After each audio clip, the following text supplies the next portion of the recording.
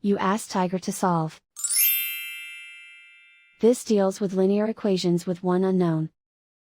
The final result is x equals -1/7.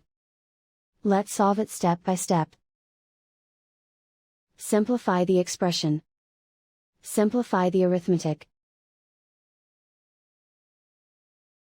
Group all x terms on the left side of the equation.